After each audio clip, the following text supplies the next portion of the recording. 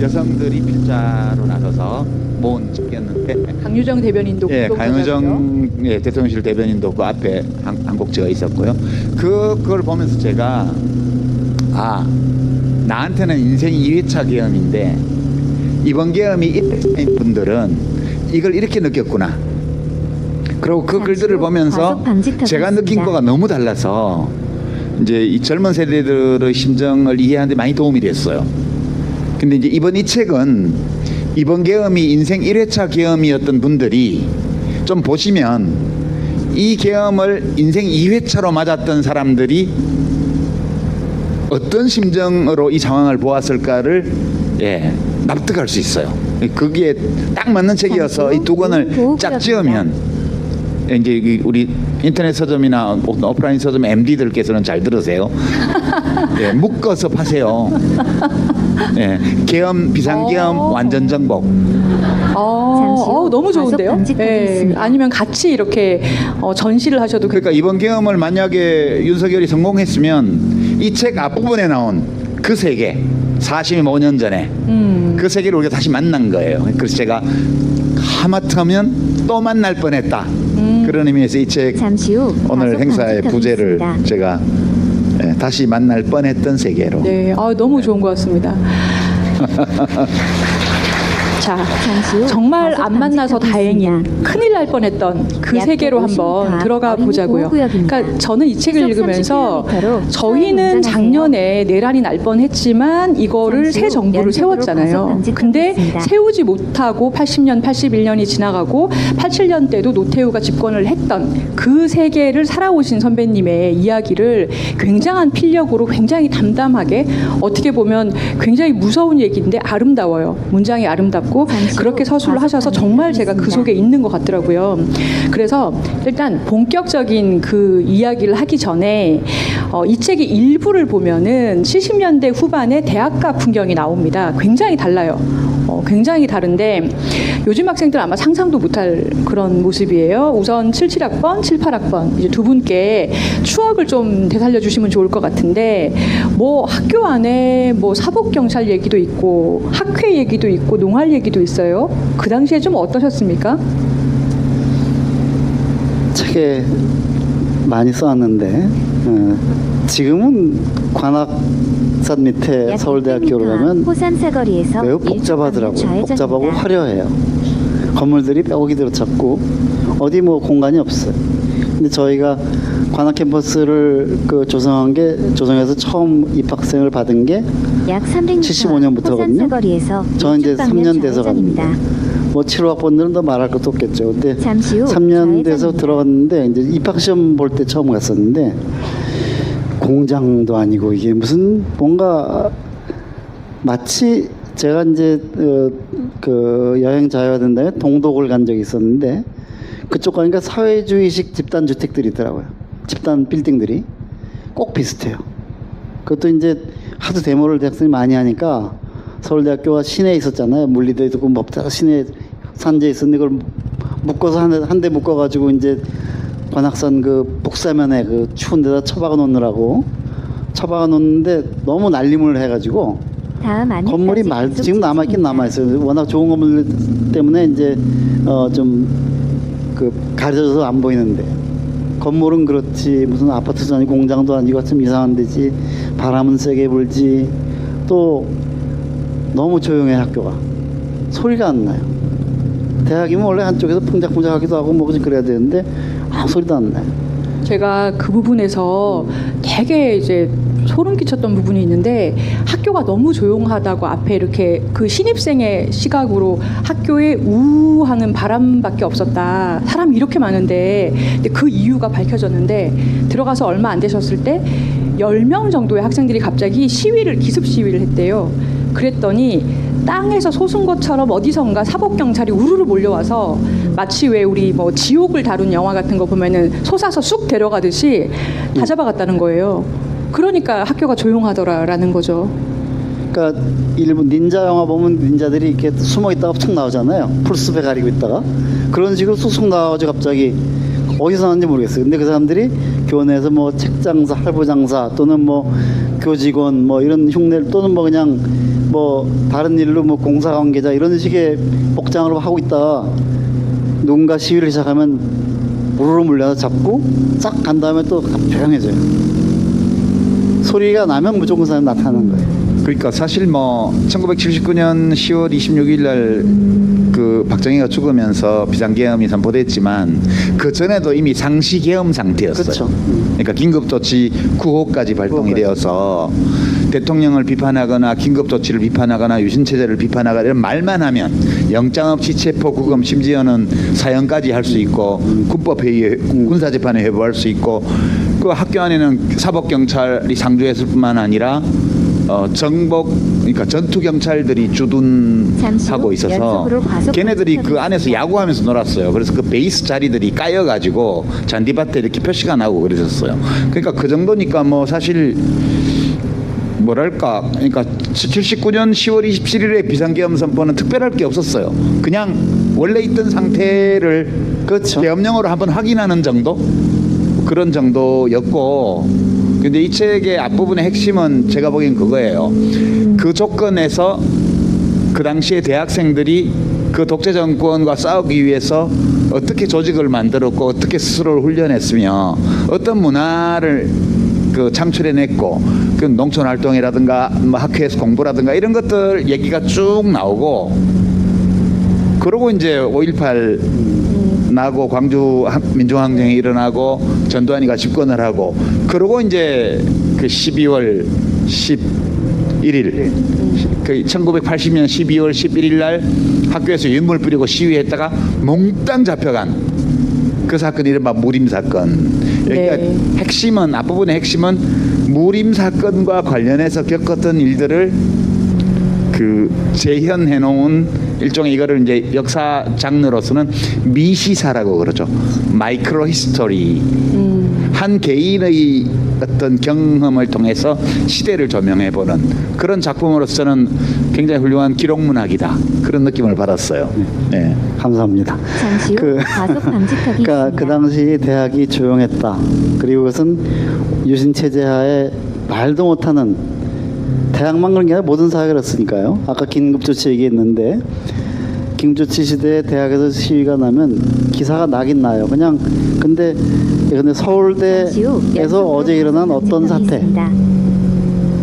교내 사태 이렇게 표현하고, 그때 이제 79년도에 김영삼 전 대통령이 단식 투쟁을 합니다. 그 유신 체제 이제 한 거에서.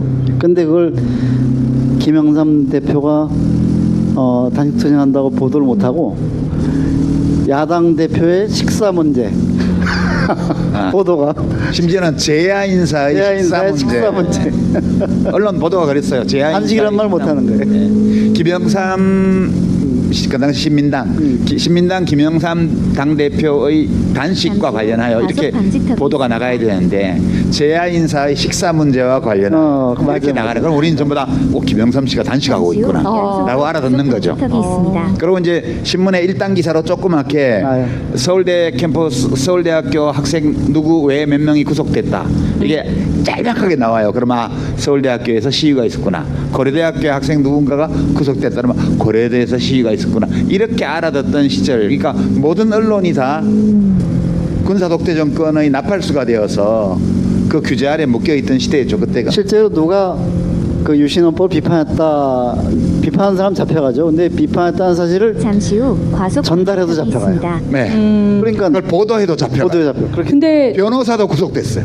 두 분이 당시에 서클 활동을 통해서, 그러니까 학회를 통해서 이 잠시 후 언더 활동을 하셨단 말입니다. 그러니까 이름은 뭐 네. 이름은 되게 뭐 공부할 것처럼 보니까 굉장히 많던데, 농촌 법학회, 무슨 철학회. 근데 알고 보면 다 언더 조직이었던 거예요. 잠시 후 두 분은 과속 그 당시 서로 방지턱이 아셨습니까? 각자 어느 학회셨어요? 저는 잘 몰랐어요. 듣긴 좀 몰랐지. 몰랐어, 소문으로. 나중에. 풍문에 얼굴 하얗고 키 조그맣고 글 잘 쓰는 형이 있대더라. 뭐 그런 정도 듣긴 했어요, 잠시 후 인문대. 과속 술도 그렇게 잘 드셨다고. 네. 예. 술 잘 먹었습니다.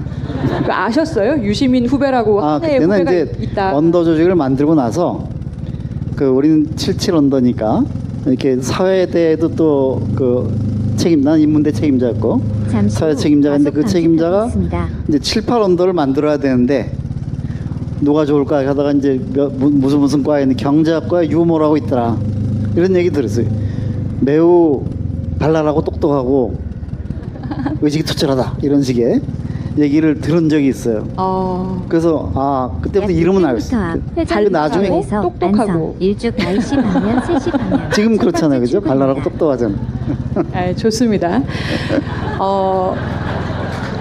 한국 역사상 계엄이 선포된 횟수가 몇 번인지 아세요? 17번이래요. 17번. 참 많이도 써먹었습니다. 이거 없애야 되는데요. 오늘 책에서 말하는 첫 번째 계엄은 그렇지만 1979년을 말하는 겁니다. 이 80년에 선생님의 인생을 관통하는 무림 사건이 일어나는데 그 전으로 한번 휘리를 가볼게요. 79년에 이제 박정희가 사망을 합니다. 그러면서 그 다음 해에 전두환이 내란을 일으키고 광주 그리고 서울대 무림 사건으로 이어지는 건데 우선 교수님께서 박정희 사망 소식은 어디서 들었고 들었을 때 어떠셨어요? 저는 유치장 안에 들었습니다. 제가 이제 그 서울대 그 시위 문화가 주동자가 꼭 4학년이에요. 4학년. 그러니까 그게 좀 공교롭고 이상하죠, 그죠? 4학년이면 졸업장 받고 졸업해야 되는데 4학년 때 전부 시위라고 나갑니다. 왜? 공부는 할 만큼 했고 약 300m 앞 회전 의식도 많이 교차로에서 투철해졌고 마지막 할 일은 뭐냐면 9시 방향 대학생으로서 기득권을 버리는 거다. 잠시 나는 고조로 돌아간다. 9시 방향 고통받는 민중들과 함께 나는 서울대학생이라는 타이틀을 떼버리겠다. 그냥 잡혀가면 구속되면 제적되니까. 그런 마음으로 4학년들이 솔선수범했어요. 그래서 이제 78년도에도 무지하게 4학년들이 많이 나왔고 79년도에 나갔는데 나중에는 자원자가 많아가지고 4학년 씨가 말랐어. 조동환 씨가 말랐어요. 그 79년도 가을 되면 그 마지막 시위, 제가 마지막 시위였는데 10월 19일 시위인데 4학년들이 부족해서 가끔 좀 유별난 3학년들을 뽑아요. 거기 걸린 거예요. 물론 월반 한 가지 월반. 그래서 그 전에 저는 지도휴학이라는 걸 봤어요. 지도휴학은 뭐냐면 그냥 학교에서 임의로 골라. 쟤는 위험하니까 휴학시켜서 군대 보내자 이런 거예요. 아무 본인 소명기도 안 주고 그냥 자기들 정하면 끝이야. 아니 그거는 학교에서 학생을 보호하려고 한 거지. 예, 이제 가만 놔두면 또 데모를 해서 징역 3년 받을 것 같으니까 우리 우리 귀중한 소중한 제자들을 지켜야지. 총장님께서 누구는 휴학 이렇게 방을 딱 붙여요. 그걸 여태까지 몰랐어요 저는. 예, 그러면 뭐 병무청에서 바로 그냥 통지서가 와요. 예, 그래갖고 그냥 잡히면 그냥 군대 가는 거야 바로. 얼마나 학생들을 아꼈어요. 정말 야. 그걸 은혜로 알고 그냥 끌려갔어야 되는데 그 군대를 그러니까 그거 가기 싫다고 데모했다가 잡혀가서 그 12종 날 때 안에 있었던 거죠. 이제 알았어요. 그 10월 19일에 데모를 하고 이제 들어갔어요. 그땐 데모를 하도 하니까 잡혀가도 이제 그냥 무슨 컨베이어 벨트처럼 형사들도 왜 왔냐? 뭐 계속 그냥 집어넣고 너 좀 일찍 왔다? 뭐 이런 분위기. 너 요새 안 보이더니 이제 나타났구나 뭐 이런 식이에요. 근데 그래서 이제 경찰서 좀 있다가 경찰 유치장에 있었는데 19일 날 이제 데모를 해서 그냥 2, 3일 조사받고 유치장에 들어갔단 말이죠. 근데 들어갔는데 어느 날 아침에 경찰들이 전부 까만 리본을 달고 까만 공무원이 까만 리본을 달 일이 뭐가 있겠어요. 딱 눈치를 챘지. 뭔가 근데 설마 박정희가 이랬는데 이렇게 도시락 나눠주는 친구들이 있어요. 도시락도 정말 꽁보리밥에 닭광 몇 개 들어있는, 그러니까 단무지 몇 개 들어있는.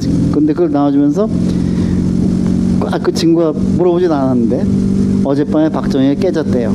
그러니까 그날이 12.6 다음 날이군요. 17일이죠. 그러니까 10월 27일. 네. 근데 이제 다른 친구는 만세를 막 부르고 난리더라고. 우리 공범들은. 근데 난 만세가 안 나오고 갑자기 허탈해지는 약 거예요. 600m 앞 신호위반 및 텅 빈 거고 여기 몸을 지탱하던 뼈들이 갑자기 유연하게 이렇게 막 물러지는 거예요. 이제 어떡하지? 이런 생각. 약 300m 앞 신호위반 그래서 및 시속 만세는 못 부르고 70km 나는 봉천중앙시장에 만세 부르면서 가고. 그랬어. 평소에 못 먹던 350원짜리 비빔밥을 먹었는데. 그렇게 생겼잖아요, 그죠? 저는 매우 이제 그 아주 이렇게 내성적이라서 이렇게 그냥 이거 어떡하지 고민만 했었어요. 우리 자취방 주인 아주머니가 이제 조기 개항하면서 우리 보고 학생들 그래도 너무 좋아하지는 마. 사람이 죽었는데 이러시더라고요. 그래서 좀 반성했습니다. 그래, 사람이 죽었는데 이러면 안 되지. 저는 74년도 그 유경수 여사가 그 문세광이라는 사람에 의해서 이제 살해당했을 때 고등학교 때인데 그때는 막 울었어요. 근데 그 몇 년 후에 이렇게 뭐 내가 만세는 안 불렀지만 그렇게 그냥 그 대통령이라는 자가 죽었는데 사실 기쁘죠. 기쁜데 그 형언할 수 없는 그 뭔가 이렇게 그 이해가 할만하죠, 그죠? 그런 느낌이 들더라고요. 근데 그 뒤에 더한 일이 생기잖아요. 그러니까 예를 들어보면 독재자가 죽었는데 다른 독재자가 이렇게 전두환이 나타나게 됩니다. 그죠? 쿠데타를 일으켜서. 근데 제가 이거를 책을 보면서 너무 생생하게 그 회고록이잖아요. 그래서 읽다 보니까 상상을 해봤어요. 작년 12월 4일 날 예를 들어서 윤석열이 내란을 일으켰는데 국회가 해제해서 진압을 했는데 만약에 김건희가 다시 잡았다 쳐요. 그 지금 김건희 세상이야. 예를 들어서. 그러면은 윤석열에 대해서 그동안 비판하고 진실을 밝히려고 했던 사람들이 얼마나 허탈할까. 근데 그 당시에도 더 하지 않았을까요? 박정희가 드디어 어떻게든 죽었다. 그런데 전두환이. 그러니까 이제 우리가 그 얘기들은 다 아는 얘기인데 이 책의 특별한 점은 사실 뭐 객관적으로 어떤 사건이 있었는지는 많이 알려져 있죠. 그러니까 그 뒤에 이제 그 전두환의 집권 음모를 눈치를 채고 학생들이 시위를 나갔고 그 시민들은 이해를 못하고 합류를 안 했고 서울역에 한 10만 명이 모였다가 해산하고 그러고 이제 5.18 이제 광주민중항쟁이 일어나고 그것이 유혈 진압당하고 이 과정을 쭉 거쳐요. 근데 그 과정에서 사실은 이제 저는 그 당시 서울대 다른 대학들도 비슷비슷했을 텐데 서울대에는 학회라는 이름을 붙인 이제 시위꾼 양성소, 전문 시위꾼 양성소들이 수십 개가 있었어요. 그런 이제 그런 학회들 중에서 좀 역사가 있고 회원이 좀 많은 이런 학회들이 중심이 되어서 밑에 비밀 조직을 만들어 놓은 거예요. 그래서 여기서 이제 시위가 나면 오늘은 누가 동 뜬다. 그러면 미리 싹 정보를 돌려가지고 몇 월 며칠 날 몇 시점에 어디 모여라. 이러면 우리는 연락받고 그 근처에 어슬렁어슬렁 하다가 창문 딱 깨고 나오면서 하고야 이러면 와 가가지고 하면 3분 만에 진압당하고 징역 3년이야. 되게 이제 이렇게 살았는데 제가 이제 저는 5월 17일 날 밤 자정쯤에 학교에서 잡혀서 갔단 말이에요, 합수부에. 근데 제가 그때 이제 갖고 있었던 거는 이런 거예요. 잡혀갈 텐데, 왜냐면 학생회 간부로 간 거니까. 학생회 간부로 간 것도 저 형들이 소위 언더 조직에서 인사를 다 한 거야. 학생회장은 누가 하고 뭐 무슨 부장은 누가 하고 대의원회장은 누가 하고 제가 거기에 이제 쟤는 잡혀가도 돼 이래가지고 이제 그 대의원 의장이 됐어요. 그러니까 대의원 의장 7, 8학번 유시민. 네, 그래서 우리가 이제 가졌던 사명은 죽을 때까지 전두환 패거리들하고 싸우다가 잡혀가면 맞아. 우리의 언더 조직을 보호해야 돼. 어떤 경우에도 이 언더 조직이 드러나면 안 돼. 그래서 이제 우리가 한 모든 행위를 학생회 차원에서 한 걸로 해야 돼. 그렇게 미리 말을 다 맞췄어요. 그러니까 잡혀가면 나는 저런 형들 이름이 나오면 안 되는 거예요. 그러니까 이제 5.18 때 잡혀갔는데 맨날 조사받는 게 배우 조사잖아요. 제가 한 일은 걔들이 다 알아요. 너 어떤 경위로 대의원의장이 된 거야? 어느 서클이야? 배우가 뭐야? 누구야? 이거 누가 돈 주지 않아서 맨 이거로 치조를 당했어요. 얻어맞고. 근데 제가 정말 얼마나 혼신의 연기를 했겠어요. 정말 순진하게 어쩌다 보니 대의원의 의장이 된 사람으로. 그렇게 해가지고 이제 우리가 합수부에 2달 동안 잡혀 있었는데 한 달 조금 더 지나고 나서 어떤 헌병이 400 몇십 명 수배자 명단을 갖다 줬어요. 신문에 난 거. 거기에 우리 언더 조직에 한 명도 안 나왔어요. 제가 그때 그걸 보면서 우리는 성공했어. 우리가 임무를 다 완수했어. 우리 모든 일들은 다 밖으로 드러나서 활동한 수십 명의 사람들이 다 한 걸로 진술을 다 한 거야. 우리는 성공했어 라고 하고 저는 이제 군대로 끌려갔는데 그때 몇 살이셨어요? 20살, 21살. 20살짜리가 제가 여기 이제 12월 11일 날 데모해서 다 잡혀갔잖아. 나는 모르고 있었는데 나는 12월 30일 날 잡혀갔어요. 군복무 중에. 중요한 얘기인데, 그러니까 학생회장을 이제 심재철 과거 이제 저 한나라당 의원 한 분 있어요. 그 심재철 그다음에 그 대의원회 의장은 맞은 국회의장이에요. 요즘 말하면 그 누구죠? 요새 국회의장 누구죠? 우원식 네. 그 급이에요. 근데 이 두 사람을 뽑으면서 이 둘은 매우 강한 친구들이다. 능히 학생이나 대의원장 할 수 있고 이런 경우 잡혀가서도 버틸 만한 그런 강단을 가졌다. 우리는 이제 뒤에서 모사를 꾸미니까 안전하잖아요. 안전하고 또 더 안전하게 봐요. 왜냐면 결정적일 때 우린 나간다. 이렇게 생각하고 그럼 지도부는 잡혀가면 안 돼. 안 되죠. 예. 그런데 이제 그랬더니 역할을 잘했어요. 잘 뽑은 것 같아. 아니 여기 아는 이름이 되게 많이 나와요 책에. 뭐 심재철 의원도 나왔지만 이해찬, 뭐 김부겸 등등 네. 이분들이 다 이 언더였던 거예요? 아니요. 아니. 그분들은- 대중간부였던 예. 거예요? 그분들은 잡혀가는 이해찬 분들? 전 총리는 72학번이고 만약 민청학년 세대, 우리보다 한 세대 위고요. 김부겸 선배는 이제 76학번인데 정치하고 76학번인데 맞아요. 언더 조직이 있고 언더 조직에서 이렇게 좀 쓸만한 사람들, 실례되는 말이지만 이렇게 좀 그 각자의 재능이나 특성에 따라서 이렇게 좀 역할을 맡겼는데 김부겸 전 총리는 대중 선동 담당이에요. 연설 최고. 요즘 김부겸하고는 달라요. 완전 달라. 그때 80년 5월 2일 날, 이제 5월 1일 날 어떤 일이 있었냐면 그때 병영 집체 훈련이라는 게 있어요. 대학 신입생 되면 5월 달에 무조건 군대 가. 문무대라고 하는 그 광주에 있는 그 저 군부대가 있어요. 거기에 가서 일주일 정도 아주 센 훈련을 합니다. 각계 전투부터 무슨 뭐 유격 훈련 다 받는데 그건 무조건 받게 됐어요. 박정희가 마지막에 이제 그 대학생들을 데모 하도 하니까 정신을 바꿔놓겠다 해가지고 신입생 때부터 그걸 시킨 거야. 근데 이제 박정희 죽었으니까 안 해야 될 거 아니에요? 근데 그때 80년 5월 달에 최규하 그 당시 대통령이 계속 시킨 거야, 그걸. 예. 그러니까 거부 운동이 막 일어났는데 근데 그걸 거부하려고 하니까 군부에서 이제 신군부죠. 그래서 어떤 선전하냐면 대학생들이 안보의식 희박하다. 뭔가 빨갱이다. 그래서 빨갱이 이런 식의 공격을 할 것 같으니까 곤란한 거야 우리가. 그래서 일단 응하자. 근데 그 전까지 반대했다가 갑자기 응하려고 하니까 논리가 안 서잖아요. 말빨이 안 서는데 그날 그래서 그거 대중 설득하는 임무를 김부겸 전 총리는 맡긴 거야. 잘하셨어요? 아이 막 끝내줬지 뭐. 끝내줬어요. 아유. 그때 김부겸 인생 최고의 김부겸이에요. 저는 그것 때문에 지금도 김부겸을 사랑해요. 나도 사랑해. 예. 그래서 그날 그래서 그냥 다 만 몇 명이 모였다가 다 설득당해가지고 그냥 알았습니다 하고 그냥 고개를 숙였어요. 그리고 그때 그 이후에 우리 그 서울대 내에 어떤 말이 들었냐면 김부겸이 죽으라 하면 죽고 살라 하면 살겠다 그랬어. 뭐 데모스테네스 연설 잘했다 그러는데 아무것도 아니야. 세계사적 연설이었어요. 그때쯤에 대한 영화가 있지 않습니까? 서울의 봄이라고. 네. 그죠? 굉장히 짧았습니다. 근데 이 서울의 봄을 돌아본다면 가장 좀 이거 너무 안타까웠다. 그때 뭐 너무 아쉬웠다. 이런 사건이 있을까요? 근데 전체적으로 이 책에 서울의 봄에 대한 평가에 저는 거의 99% 동의해요. 그러니까 뭐 그때 누가 어땠으면 달라졌을 것이다, 누가 어땠으면 뭐 잘 됐을 것이다 이런 얘기들이 사실 별로 의미가 없는 얘기들이다.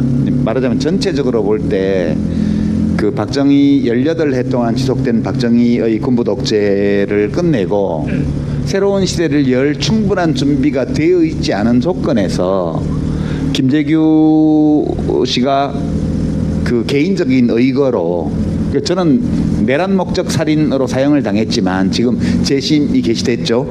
저는 내란 목적으로 살인했다고 생각하지 않아요. 그 사람이 군부 독재의 2인자였지만 이 군부 독재가 끝나야 된다는 생각으로 끝낼 방법으로 대통령을 총으로 쏴서 죽인 거라고 저는 생각을 합니다. 지금도. 근데 그 방식으로는 새로운 시대가 열리지 않는다는 것을 확인해 준 과정이었다고 마치 저는 봐요. 일제 식민지로부터 우리가 자력으로 해방되지 못하고 세계 정세 속에서 마치 개 탄 것처럼 이렇게 어느 날 도둑처럼 해방해 온 것처럼 꼭 그런 느낌이었어요. 이른바 주체적 역량이 충분치 않은데 갑자기 독재자가 죽은 거예요. 그러니까 그때 신군부 세력은 매우 잘 조직돼 있고 군부가 지배하던 군사 독재 사였기 때문에 군부 조직을 다 가지고 있기 때문에 뭐 거칠 게 없었어요. 게다가 언론을 다 장악하고. 언론 장악하고 그렇죠. 예. 그러니까 제가 이제 그 당시 쿠데타가 났을 때 그때 그 비상계엄 때는 국민들의 일반적인 정조가 공포가 우선이에요. 무서웠어. 그 다음에 체념. 뭐 그게 말이 안 되는 얘기지만 어쩔 수 없지. 그런 상황이었기 때문에 우리가 5월 14일 날 처음 이제 가도 진출을 하는데 그다음 5월 15일 날도 서울역에서 엄청나게 모였었는데 10만 명이. 근데 일반 시민들이 가담을 안 해요. 그게 서울역 회군이죠. 그렇죠. 다 그냥 쳐다보는 거야. 멀뚱멀뚱. 제가 좀 심재철 씨에 대해서는 이 대목에서 약간 얘기할 필요가 있다고 보는데 그 당시 서울역 회군을 결정했던 서울역 서울대 회군을 심재철 씨에게 책임을 물어서 그 사람 때문에 약 300m 그렇게 됐다라는 건 저는 이제 지나친 말하자면 근거가 불충분한 평가라고 보고요. 이제 그때 되게 혼돈스러워서 모두가 다 겪은 사실이 달라요. 이제 이 책에 보면 마이크로버스 얘기도 나오고 그러는데 사실 그때 이수성 교수가 학생처장이셨는데 대학 본부에 이수성 처장님 승용차로 갔어요. 저하고 심재철하고 이홍동하고인가 셋이. 근데 심재철이 그때 어떤 상태였냐면 방에 들어가서 그것도 여학생 회장실이라는 작은 방이 있었는데 거기 들어가서 몇 시간 동안 안 나오는 거예요. 그래서 제가 이제 문을 두들기고 들어가서 설득을 해서 그 학생처장 교수님 차를 타고 같이 서울역으로 나갔던 거예요. 그날. 왜 거기 들어와 있던 거? 무서워서 그랬던 거. 소심한 사람이거든요, 원래. 그렇게 된 거고, 그다음에 잡혀가고 나서는 심재철이 늦게 잡혀왔어요. 그러니까 거의 6월달 돼서 잡혀왔어요. 6월 한 중하순. 저는 5월 18일, 17일 자정쯤에 바로 잡혀갔기 때문에 이제 제가 사실 심재철 씨가 저보고 뭐 제 진술서에 나오는 이름이 77명이라고 그러던데 제가 진술서를 어떻게 봤는지 모르겠는데 그게 전부 이제 그때 군법회의 수도군단 군법회의에 다 제출됐던 그건데 제가 쓴 진술서는 그보다 훨씬 많아요. 어떤 진술을 요구받았냐면 정동연 씨를 알지 이렇게 배후를 계속 제가 2번 재조사까지 받았는데 광주 사태 주역 중에 한 사람. 예, 그때 언론에서 이제 완전히 학생운동과 김대중 총재를 엮어서 하는 중간 매개체로 정동연 씨를 이제 언론에서 발표를 했는데 제가 이제 그 사람한테 돈을 받았다는 진술을 하라고 엄청 맞았어요. 그런데 나중에 그러면 심재철한테 받았다고 쓰라고. 그러니까 정동연 씨가 심재철에게 돈을 주고 심재철이 저한테 돈을 준 걸 주지 않았느냐는 거예요. 그래서 제가 이제 끝까지 안 썼죠. 나중에 심재철이 잡혀와가지고 돈을 받아서 돈을 다 줬다고 진술을 한 거예요. 그래서 저도 다시 재조사를 받으러 갔어요. 그랬더니 그 담당 수사관이 뭐라 그러냐면 합수부에서 더 맞고 쓸래? 아니면 그냥 쓸래? 그렇게 딱 얘기. 네가 돈 안 받은 거 알아. 근데 어차피 쓰게 돼. 그러니까 더 맞고 쓸 거니 아니면 그냥 지금 쓸 건지 그것만 남았다는 거예요. 그러니까 쓸게요. 근데 얼마 받았다고 써야 돼요? 그랬더니 심재철 진술서를 갖다 주고 여기 맞춰서 쓰라고 그러더라고. 와. 제 진술서가 그렇게 만들어진 거예요. 심재철보다 조금 적게. 아니죠. 심재철이 받아서 여러 사람한테 나눠줬을 거 아니에요. 그래갖고 이제 써줬는데 나중에 또 다 액수를 낮춰서 다시 쓰래요. 왜요? 그랬더니 액수가 너무 많대요. 근데 정작 수도군단 검사한테 조사받으러 가니까 돈 받은 내용이 다 빠지고 없는 거예요. 제가 진술을 했는데. 그러니까 수많은 허위 진술을 했습니다. 거기서. 이제 그렇게 그걸 겪었고요. 그리고 그 과정에서 저는 사실 학교의 그 언더 조직을 감추는데 그 제일 중요한 중점을 두고 진술을 했고요. 다 감췄고요. 그리고 병영 미필자들은 감옥이 너무 넘치니까 군대로 보내라 이래서 저는 군대로 끌려갔고요. 근데 심재철 근데 심재철이 제가 뭐 동지를 팔았다고 비난하더라고요. 그러니까 그러면 안 되죠. 그죠? 네, 그러니까 제가 심재철을 비난하는 게 아니에요. 그렇게 와서 얻어맞고 그렇게 하면 누구든지 결국은 요구하는 진술을 하게 돼 있어요. 이 책에 보면 그렇게 12월 11일 날 유인물 뿌리고 데모했다가 남영동 대공분실에 그 이근환한테 고문당한 얘기가 여기 상세히 나오잖아요. 참 이 책의 하이라이트가 저는 거기 있다고 봐요. 그 아들이 자기 아버지가 사람 잡는 그 방에 와서 삐끔이 들여다보고 가기도 하고 그 정경인가 의경으로 거기 근무하면서 끔찍한 얘기였어요. 그죠? 아버지는 치안본부 대공군실의 고문 기술자고 아들은 또 그것도 또 이제 그 당시 그 뭐 아들 군대 보낼 때 백이라고 또 아버지가 근무하는 그 대공군실의 경비 요원으로 아들이 근무했던 거야. 근데 가끔가다 와서 빼꼼 열고 아버지 뭐 엄마가 뭐라 그래요 여기 전달하고 그러더라고. 나는 그동안 막 그냥 정말 어디 힘들어했고. 소설에나 나올 법한 얘기였어요. 그거 진짜. 예.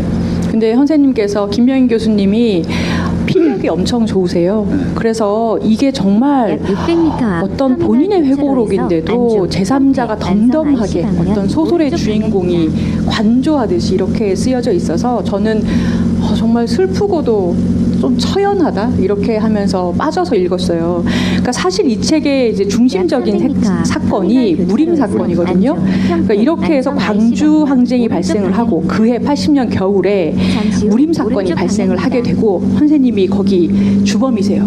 그런데 예, 무림 그 사건 최고의 이념적 네. 지도자. 잡은 거예요. 선언문을 쓴 빨갱이. 이근환도 아무나 자생적 아니에요. 공산주의자.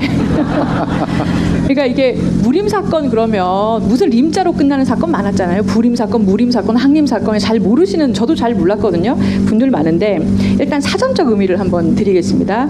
사전에 뭐라고 되어 있냐면 1980년 광주 항쟁 이후 최초의 서울대 교내 시위 사건으로서 저자는 관련자 중 가장 기형을 선고받았다. 이유는 반파쇼 하구투쟁 선언문 작성자라는 것이 주요 이유이다. 접니다. 그 원문이 그 선언문이 5장 정도가 돼요. 이렇게 쭉 실려 있는데 그것도 굉장히 명문이고요. 근데 요약만 들으면 그거 아닙니까? 이제 광주 항쟁을 겪고 서울대 안에서 12월 때쯤에 겨울에 학생들이 시위를 일으켰고 거기에 선언문을 썼는데 잡혀갔다. 그런데 이게 왜 이렇게 중요한 사건인 거죠? 어떤 의미가 있는 겁니까? 이게 이제 지금 아까 언더 조직원 얘기를 했는데 언더라는 게 어떤 게 아니라 각 학회에서 그 중에 좀 똑똑하다 싶은 사람들을 한 명씩 선발해가지고 그들이 이제 학번별로 뭐 76학번, 77학번, 78학번 이렇게 그 한 명씩 뽑아가지고 한 10명 됐어요. 거기 한 팀입니다. 그러니까 언더 팀이에요. 거기서 이제 서울대 학생운동의 모든 흐름을 좀 통제하기도 하고 뭐 교육 프로그램도 짜기도 하고 뭐 이렇게 하는 건데, 그러니까 그거는 뭐 대단한 걸 하려고 해서가 아니라 원래 정상적으로 오픈해서 해도 되는 일인데 유신말기에 너무나 탄압이 심하고 뭐 그 비슷한 것만 해서 잡혀가서 징역사니까 그냥 강제로 외부 상황에서 이렇게 지하 조직이 돼버린 거예요. 근데 거기에 이제 그 멤버가 저를 포함해서 쭉 있었는데 77 멤버가 있었는데 그 80년 광주 민중항쟁이 있고 나서 이제 2학기 개학을 하긴 했는데 그 민중항쟁이 그 분노도 심하고 우리가 그렇긴 하지만 또 공포도 심하잖아요. 그러니까 전국이 지저분됐어요. 근데 서울대 기대가 많았어요. 2학기가 됐는데 왜 데모 안 하냐? 왜 서울대 조용하냐? 이런 얘기가 많았어요. 근데 우리는 또 어떤 생각이냐면 그 어설프게 했다가 잡혀가고 또 이러면 또 피해만 있고 하니까 우리는 D-Day를 어떻게 잡았냐면 81년 봄 개학하면 그때부터 전면전을 하겠다. 신호위반 및 시속 그 70km 서울에 모두 못했던 전국 각대 연락도 하고 그리고 학생뿐만 아니라 시민들도 움직이고 하여튼 그런 굉장히 원대한 꿈을 꾸고 준비를 착착 했어요. 그러니까 21살짜리들이 뭘 하겠다고 그래. 솔직히 말하면 그죠? 그치. 예. 그랬는데 그러고 있는데 이제 대만에 하니까 그래서 그때 어떤 생각이냐면 우리가 이제 모여가지고 그래 그런 준비를 하고 있다는 걸 알려줘야겠다 이런 거죠. 그리고 이제 앞으로 학생운동 어떻게 되겠다라는 걸 알려주자. 그래가지고 그때 내가 쓴 게 반파쇼 하고 투쟁 선언문인데 그게 사실은 학생운동이나 이제 민주운동 하는 사람들이 돌려 읽을 얘기야. 근데 그걸 그냥 오픈시켜버린 거예요. 뭐냐? 학생이나 제야 세력들이 뭐 데모나 한번 핸드폰에서 될 게 아니고 이건 전 민중이 전 시민이 합해서 힘을 합쳐가지고 일거의 저주를 몰아내야 된다. 그거 내년 봄을 하자. 이런 얘기를 하려고 한 거예요. 그러려면 어떤 준비를 해도 이런 얘기를 이제 우리끼리 하던 얘기를 그냥 유인물에 써버린 거예요. 그러니까 이제 갑자기 전두환 정권은 황당한 거죠. 갑자기 이런 얘기가 나오게. 광주 그 학살의 공포 때문에 아무것도 못할 줄 알았더니 갑자기 이런 얘기가 나온 거예요. 그러니까 이거 큰일 났다. 그래서 처음에 사람들은 간첩했다 생각해요. 북한의 지령을 받은 어떤 간첩이거나 아니면 북한의 지령을 받은 사람이 썼다고 생각한 거예요. 그래서 교내 시위, 작은 교내 시위였지만 뭐 아까 시위 얘기했지만 뭐 금방 끝나버리니까. 그런데 생각보다 유인물 내용이 세고 너무나 정교한 거예요. 그러니까 이제 이걸 더 수사를 해야 돼요. 가지고 막 잡으러 다녀서 원래 나는 데모 주동자는 아니었어요. 써서 넘겨만 준 거야. 그럼 넘겨준 사람이 있잖아요. 내 친구 넘겨준 그 사람이 또 이제 그 시위 주동자들하고 연결했으니까 시위 주동자 잡혀서 고문 당해서 이름을 불더라도 그 현무원 그 내 친구가 먼저 잡혀야지만 내 이름이 나오는 거예요. 근데 고문을 하도 세게 당하다 보니까 그냥 뭐 이근환이 이런 사람들이 이제 그랬겠지. 너 이놈 이거 누가 썼어? 막 하다 보니까 뭐 정신없다 보니까 그냥 무심코 그랬대. 그중에 한 명이 이런 거 쓸 수 있는 사람은 김명인밖에 없다라고 얘기했대요. 어떻게 알았지? 그래가지고 그러니까 중간 그 매개고리가 되는 친구는 안 잡혔는데 나한테 먼저 온 거예요. 그러면 이제 선언문을 제가 살짝 길어요. 근데 살짝만 소개해 드릴게요. 시작이 이렇게 됩니다. 팔레비와 소모사를 능가하는 악랄한 살인마 전두환에 맞서서 이 땅의 민주주의와 통일을 위해 몸바친 2천여 광주의 넋 앞에 이 글을 바친다. 그러면서 이제 선언문이 시작되는데 이 땅의 민주주의는 과연 죽었는가?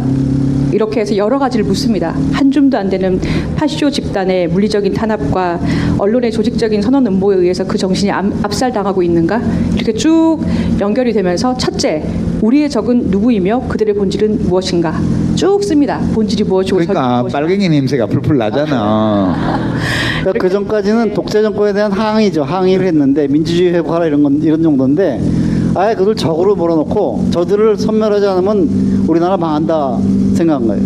네. 그럴 수밖에 없는 게 우리는 광주에서의 수많은 영웅들이 그냥 학살을 당하고 그것 때문에 가지는 이제 민주주의가 박정해주고 민주주의가 와야 되는데 소수 군인들이 그걸 찬탈해갔죠. 상실감. 광주에서 수많은 사람이 죽었죠. 분노. 그다음에 또 우리는 그들이 죽어갈 때 아무것도 못했어 라는 죄책감. 이 세 가지 감정의 트라이앵글이 너무나 강하기 때문에 이제는 사생결단으로 싸워야 되는 거예요. 그러니까 내 목숨 뭐 무슨 뭐 우리 사정 보고 뭐 무슨 뭐 그냥 민주주의 합시다 뭐 이렇게 비상계엄 프로에서 이렇게 요구하는 정도가 아니라 저들을 타도하지는 않는다는 생각이 강렬해가지고 그 정동이 너무 강하니까 약 600m 앞 수위를 조절할 수 없는 거예요. 예. 오버한 거죠. 오버한 거지. 오버한 건데 이제 김명인이 작성자로 나온 건 제가 추측건데는 이 책에는 자세히 안 나와 있지만 이제 주동자 중에 누군가가 제가 썼어요라고 했을 거예요. 당연히. 읊어봐. 그럼 지가 썼으면 첫 문장부터 다 읊어야지. 기본으로 못 읊었을 거 아니야. 깨쥐 터지는 거야. 작성자를 대. 그렇게 터지기 시작하면 결국은 이 책에 보면 잡혀갔을 때 맨 먼저 한 일이 외워봐. 선언문 외우라고 했잖아. 그거를 내가 썼어요. 그러니까 외워봐. 그 다 외웠다는 거 아니야. 빤스만 입고. 빨가벗겨 놓고는 네. 외워봐 했는데 줄줄 또 외우셨다는 거예요. 그러니까 그렇게 해야 빤스도 벗었어요. 예 그렇게 해야 이게 입증이 되는 거예요. 왜냐하면 그걸 못 외우면 또 배우를 추궁당하게 되잖아요. 그러니까 이근한 같은 고문 기술자가 이런 방식으로 배우를 추적하기 시작하면 진짜 다 나와요 사실이. 예. 그래서 이제 이근한이가 이게 뭔가 있긴 있는데 뭔지 잘 보이진 않는데 뭐가 있긴 있어. 맞아. 그래서 이거를 안개모자에 스플림자를 써서 무림 사건이라고 이름을 지었다. 그 전에 70년대 이전에는 이제 뭐 인혁당 사건 무슨 남인전 사건 이렇게 해가지고 소수의 사람들이 모여가지고 조직을 만들어서 강령도 정하고 뭐 실천 방식도 정하고 해서 이렇게 그런 걸 다 문서하거나 아니면 암기하거나 해가지고 가지고 있었어요. 그래서 우선 그런 게 생기면 그것도 물어봐. 너 조직 강령이 뭐야? 뭐 책임자가 누가 물어보는데 우리는 그게 아니잖아요. 그냥 학생 조직이니까 그게 없는 거예요. 그러니까 그걸 만들려고 해도 잘 안 세우는 거예요. 그래서 그걸 개혁하다 보면은 70년대 초반에 그 선배들까지 다 나오는 거예요. 서울대 학생운동 전체니까. 그러니까 수사 쪽에서도 이게 도대체 뭐야? 잘 감이 안 잡히는 거예요. 그러니까 그 이근환이라는 사람이 또 나름 자기가 거짓말했대. 고대 나왔다고, 고대법대 나왔다고 나한테 거짓말했어요 그때는. 고등학교밖에 안 나왔지만 공부는 잘했대요. 나 근데 하여튼 모림이라는 이름을 딱 지어가지고 와서 어떠니 멋있지 않아? 약 막 300m 앞 안개모자 스풀림자. 매우 고무대가. 고문하다가 고문기술자가 그렇지, 내가 너네 이름을 지었어. 안개숲이라고 하자. 실체가 안 잡힌다. 이러면서 어떠냐 멋있지 이랬다는 거예요. 그래서 그런 다음에 이 사람이 거기에 자기가 자뻑이 가가지고 그 항림 사건이라고 또 그다음에 그 81년 봄에 있었어요. 그것도 이근환이서 다 고문하고 해서 만든 사건인데 거기서 항림 딱. 그다음에 또 부산에서 또 부산 양서조합이라는 데서 중심으로 해서 사람들이 모여서 뭘 꾸몄는데 다 잡아 들어가지고 부림 부산 숲이죠. 그래서 림자 돌림으로 막 그냥 쫙 시리즈로 한 거예요. 그러니까 이제 이 책에 고문당하는 장면들이 많이 나오는데 해설이 약간 필요해요. 제가 책 내용을 반복하진 않고요. 이제 이 사건이 12월 11일 날 시위가 일어났고 본인은 이제 12월 16일 날 잡혀갔어요. 졸업 논문 발표 준비하다가 그러고 나서 엄청나게 고문을 당하고 그러고 이제 관련자들이 다 와서 털려가지고 서울대 학생운동의 모든 언더 조직이 다 드러났어요. 저는 12월 29일 날 잡혀갔어요. 군대에서 저 7사단 철책선에 근무 쓰고 있다가 그게 내가 7,8들을 보호하려고 애를 쓰다가 버티다가 아야 이 변명 안 해도 돼. 내가 지금 그 얘기 하려고 그러는 하자 좀 나도. 그거는 안 나올 수가 없는 거예요. 그러니까 저는 이제 7, 8 언더에 속해 있었으니까. 그렇고 이제 영문도 모르고 보안사에서 잡혀가서 저는 서빙고 보안사분실로 갔어요. 가서 이제 좀 당하고 그다음에 이제 조사가 시작이 되는데 수사관이 오더니 이러는 거예요. 유시민이 너 어디서 그리더라? 어느 학회더라? 저 학회 안 했는데요. 방지턱이 있습니다. 이 새끼 봐라. 그래서 웃고 나가더니 좀 있으니까 진술서를 한 3개쯤 갖다가 턱 던졌는데 우리 동기들 진술서예요. 7, 8학번 언더의 다른 멤버들의 진술서. 거기 보면 이름 쫙 나오고 소속 학회 쫙 나오고 다 나와. 그 내가 보고 와씨 이거 언제 있었던 사건인데 이게 다 잡혀가 있네.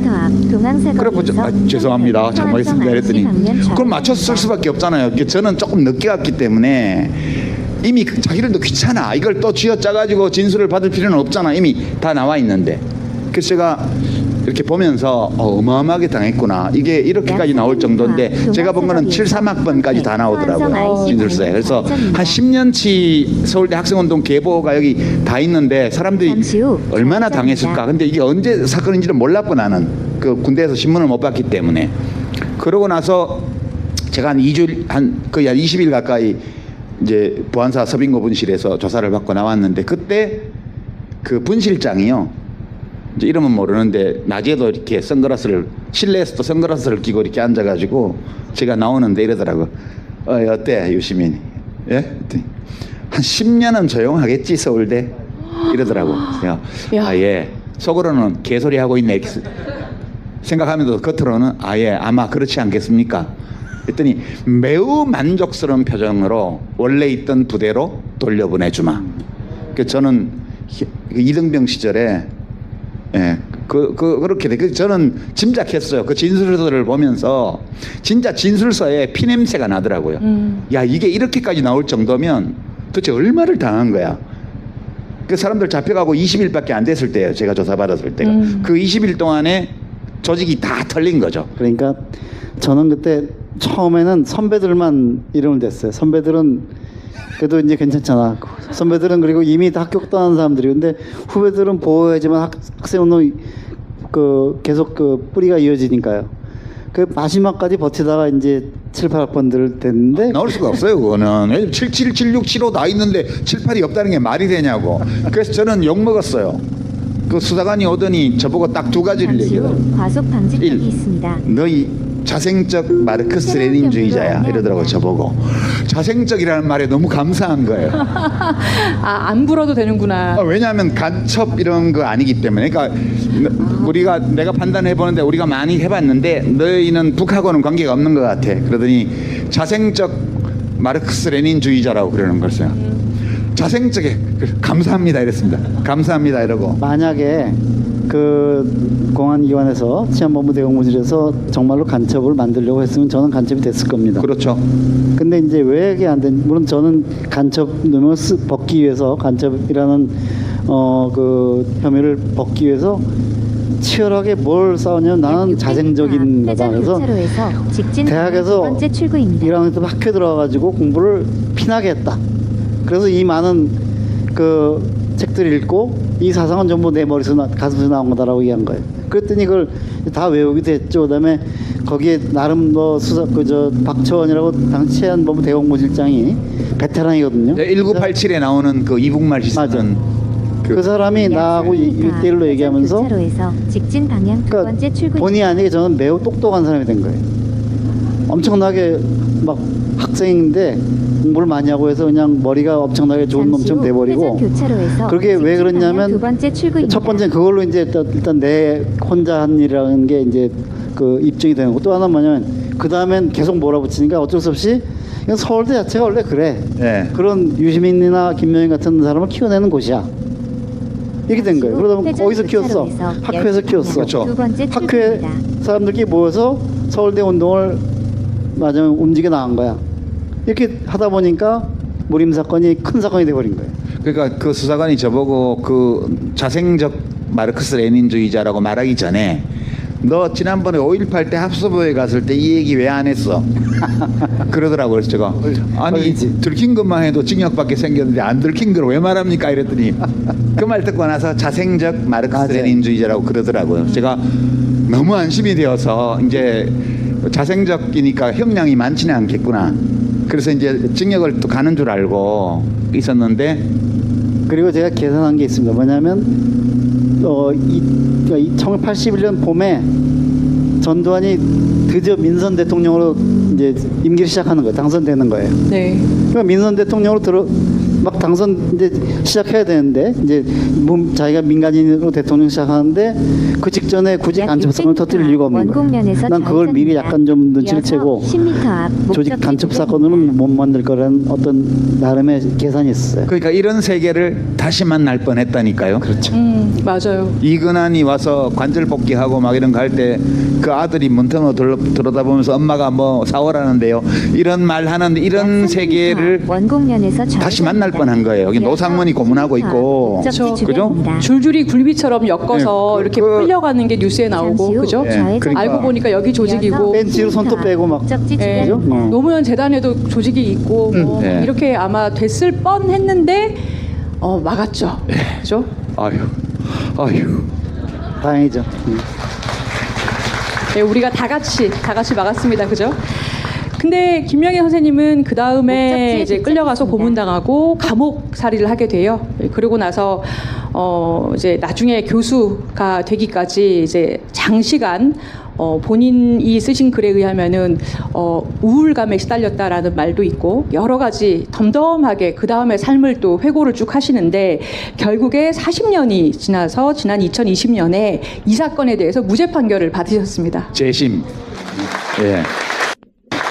형사보상금도 받으셨죠? 물론요. 민사도 했습니까? 네.